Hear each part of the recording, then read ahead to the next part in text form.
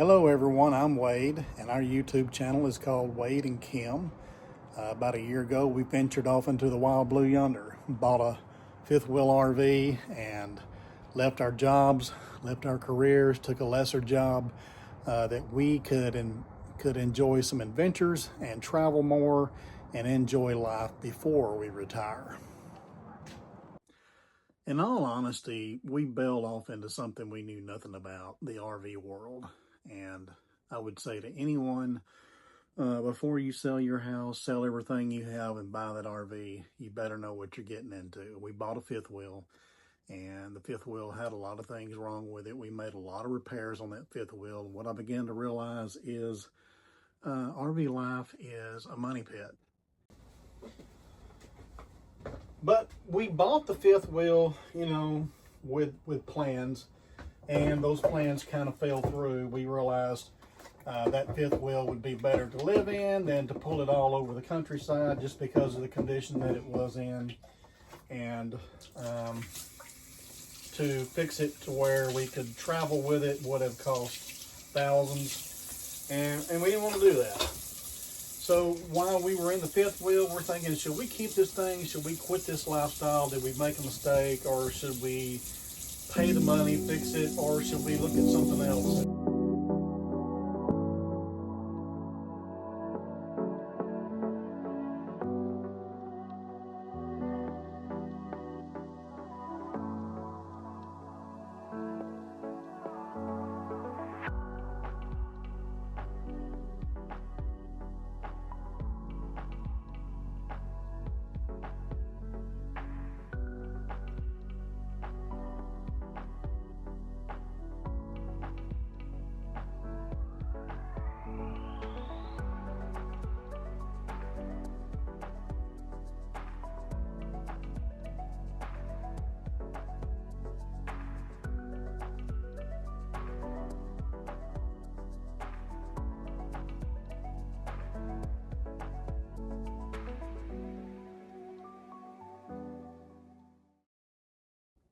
As we began to spend money, we began to realize we're not really saving that much money in some ways. Other ways, I guess overall, it is more affordable. It all depends on the condition of your RV. If you have something like a roof that's bad that needs to be replaced, you're probably looking at 10 to 15 grand to fix that. So there is always something that goes on with the RV. So we sold the fifth wheel. We lived in it for about 6 months, and we came across a motorhome, and it's a 2006 Winnebago Itasca Suncruiser. And all I've ever heard about these things is they're built to last. So we decided we would rent to own this thing. We found somebody that would work with us, got a very good price on it.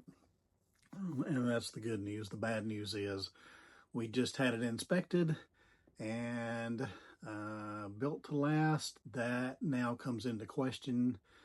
I realize this thing is 20 plus years old, but also there's a lot of problems with this motorhome coach. These RVs usually run 50,000 and up, and this one here was 34,000 on our financing, and we're paying no interest on it, and our payments are about $400 or $500 a month. We'll have it paid off in a few years. We're going to put a down payment on it, and in about 5 years it'll be paid off. So that's a pretty good way to go about it. But when we got into it, right now we're renting to own, and we're still debating whether or not we want to put a down payment on this thing and go all the way. So we are renting to own right now. And I just had the inspector come out a couple of days ago, and that's what I want to talk about today, what he found. I will say this, Kim and I, when he left, our jaws dropped.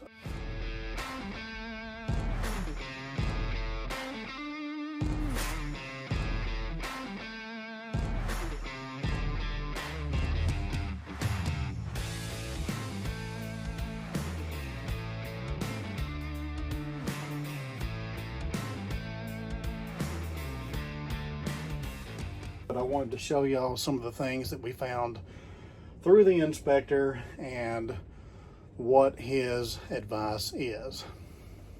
First thing we have here is there's been water at some point coming down through here. You can see damage to the wood right there. And I think I can fix that, but we'll see. This doesn't look too bad from on this side, but on top, they pointed out it was pretty bad. It was fixed, but somebody had gone up there with silicone and not done it right. So I'm gonna have to go up there and redo that. There's been some water damage right here, and you can see right there, you can really see that it's going down all the way across here. At some point this was leaking, and it's very soft. Another soft spot right here. There's a lot of damage out across there. Looks like it, golly, it might be all the way across this thing, I don't know. This window here, it's a double pane window, and every day there's water.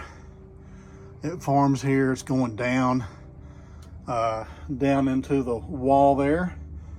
And so we have to replace the window, of what I was told, because you can't find the seals anymore. These are pretty major right here. Our window seals shrunk.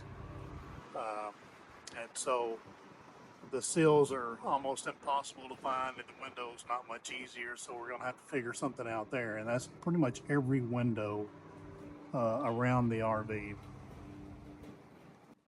Apparently right up there on the top there was a leak, and I showed you inside the front right here. There's a leak that's been going down the wall there to your right, I believe, on this side right here going up. And got to figure out where that water's been coming from, and if it's still leaking. Not sure on that one yet. And I've showed you this one before. I'll pull this window in and out just a little bit there, and that's going to be an expensive fix. And you don't see it right now, but there apparently is a Freon leak somewhere in this air conditioner. It's a new air conditioner just put in last year. But when I turn the heat pump on, I'm getting a lot of freezing on the coal there. And so we're going to have to figure out where that leak is. Now this is a place I didn't know something was going on here, but that's been cut and welded and sanded. It looks pretty good, but when you feel of it, you can actually feel damage there. And right up under here, there's bushings all the way around that bracket there. And every time this thing goes in and out, what it's doing is slowly damaging those bushings. And those bushings are about $1,000 each to fix. That bushing there is broke, almost gone. Every time we open this thing, it's causing problems. And again, there's another $1,000 fix. So the leaking cylinder that we have is way back down in there. It's not as bad as it looks. There is a way to get to it from the other side to unhook the hoses, and then apparently there's a bracket somewhere. I got to figure out where that is, and it's leaking hydraulic fluid. That's why we're having to work on it. That's going to be a $1,000 to $5,000 job. These all threads right here, we're going to have to oil those and get it to where, if we have to, we'll have to at some point pull this slide in and out with a ratchet, and these all threads are what does that. There's quite a bit of body damage on the back here, different places. I'm not really sure what happened. Looked like the RV sustained a pretty good lick at some point. There's some damage on these end pieces here. You can really see it right here, and those are going to need to be fixed at some point. It's not critical, but you know, water still gets in there and causes damage over time. I don't know what you call it. Console is bent underneath. The motor is literally right on the other side of that, so it's got a big crack in it right here. I'm trying not to pull it up because I got it down about as good as I can get it down, but yeah, it's got a pretty good gash in it right there. You can't see it from here, but I'll have to repair that, and that's not going to be fun either. you can't find these pieces anymore. And so I got to figure out a way to insulate that, because engine heat comes in and so do moisture and bugs and everything else. So there's another pretty good hole. This is a residential refrigerator here that was put in, and there's nothing wrong with that, except when it was put in, there is a vent up top, and somewhere down here in the bottom there's another vent that is letting air in here. When the wind blows, you can literally feel air coming in. And air coming in, I was also told bugs and things like that can get in here, and we certainly don't want that. If those things can get in here, then rain can sure get in. So we'll have to pull this refrigerator all the way out of here and seal those holes and then put it back in there. That one I can do. And a couple of other things. The roof will have to be resealed. It wasn't done right to begin with, and I don't feel confident enough to get up there and do it, so I'm going to have to pay a technician or somebody. That's going to be at least $1,000. So you see where it's just kind of adding up, one thing after another, and the list goes on and on and on. When I said a while ago, know what you're getting into. Don't assume just because these things they say are built to last that they are. If they're not taken care of, it doesn't matter what you have, it's not going to hold up. Anything man-made is going to fall apart. And so we absolutely fell in love with this RV, but now we're at a crossroads. You know, we paid about $34,000 for this RV. The good thing is that we're owner financing it with no interest. The bad thing is we're going to have to spend about $20,000 to $50,000, depending on what all we want to fix, to get it back up to par. So, you know, which way is best? I don't know. All I know is we bought a coach here we absolutely love, and now we've got to decide whether or not we want to keep putting money into this RV. This life is not an easy life. There's a lot of things to consider. There's way more than just repairs. Everything is small, everything is tight. We're constantly having to move things around to make room for this, that, or the other. And it is definitely a life that is different than the life that we knew. $25,000 to $30,000 is what's going to be needed to fix this RV and put it on the road and, you know, get it to where we need to be. So we're back up in that $50,000 to $60,000, $70,000 range that we would have paid otherwise. But the difference is, and you need to hear this, pay cash for these things, be done with it, or get you something like I found with no interest. Because if you go to the bank and you try to finance a 2006 motorhome, you're going to end up paying 15 to 16% interest, and then you're going to end up paying $150,000 to $200,000 for an RV that's probably got a lot of problems, a lot of issues. They're not built to last. They will last a long time, especially if you take care of them. But if you don't, you run into all kinds of problems. And this one was not always taken care of. It's been through 2 or 3 owners, and the technician referred to it as sunbaked. And people are asking me, what does sunbaked mean? It means it spent a lot of time out in the weather, in the elements of the weather, in the sun. And that has taken its toll on this RV over the years. So those are the things up front, things we found first, but there was a lot more than that. So we've come to the crossroads. You know, do we keep this thing that we have absolutely fallen in love with, or what do we do? I'll be honest with you, we lost about $15,000 on our fifth wheel, and I don't want to go through that again. We bought that fifth wheel not knowing anything about RVs, and there's no way I could sell that thing, you know, with good conscience for what I paid for it. We got had, and I sold it at a fair price for what it's worth. Did a lot of things to fix that RV, We did a lot of repairs on that RV, and by the time it's all said and done, we lost about $15,000 on it. And I'm sitting there thinking, this is $15,000 all over again, if not more, probably more, that we would lose on this one if we were to buy it out and then try to resell it in a few years. So one lady put it to me like this: you're going to spend money on RVs, but look at it as an investment for your adventures. And that's the way that we're choosing to go about this. We love this RV coach. It's beautiful. There has been a lot of work done to it. The first thing the RV technician pointed out, however, why did they put these ceilings in here?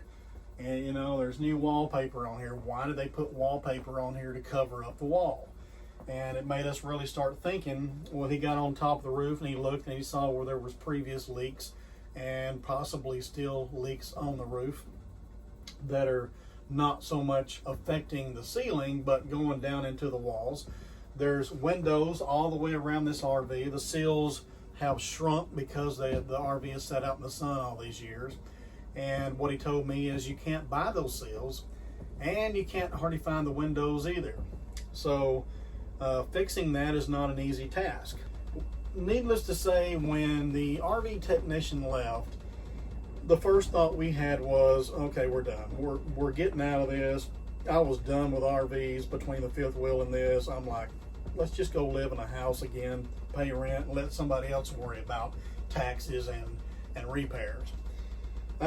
But after sleeping on it, you know, I got to thinking, well, this is something we've been planning for a year now. You know, we want to travel, we want to do things, and we want to adventure, and we want to do that in the luxury of an RV.